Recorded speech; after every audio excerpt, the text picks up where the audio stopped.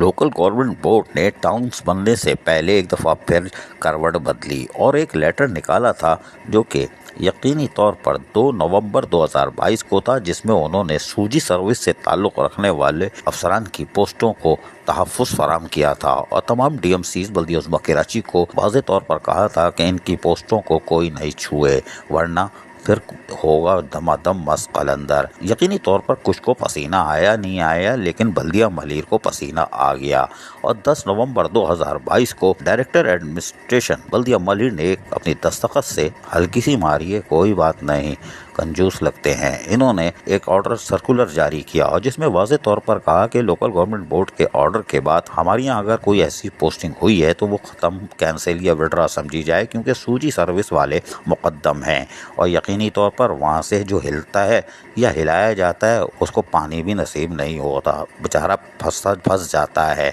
क्योंकि 1 2 3 के शिकंजे में आ जाएगा। लिहाजा बर वक्त सर्कुलर निकाल दो। आफरीन डिस्ट्रिक्ट काउंसिल को हमने कल बताया था ना, RDD का अफसर डिस्ट्रिक्ट काउंसिल में काम कर रहा है और सूजी सर्विस वाले की पोस्ट यानी कि उस खड्डे लाइन लगा दिया, कोई बात नहीं, वो हो सकता है कि डिस्ट्रिक्ट काउंसिल वाले भी शायद 2 नवंबर के सूजी सर्विस के लोकल गवर्नमेंट के ऑर्डर को मान लें, खैर हमें नहीं मालूम, लेकिन बल्दिया मलीर ने यकीनी तौर पर सूजी सर्विस वालों को तहफ़्फ़ुज़ फराहम करने का अंदिया दे दिया है। आफरीन है। अजीज़ आरिफ, KBS बल्दियाती न्यूज़ कराची। ऐसी ही खूबसूरत वीडियोस फ्यूचर में हासिल करने के लिए रेड बटन पर क्लिक करके और बेल आइकॉन को प्रेस करके हम सबके सब्सक्राइबर बनना मत भूलिए।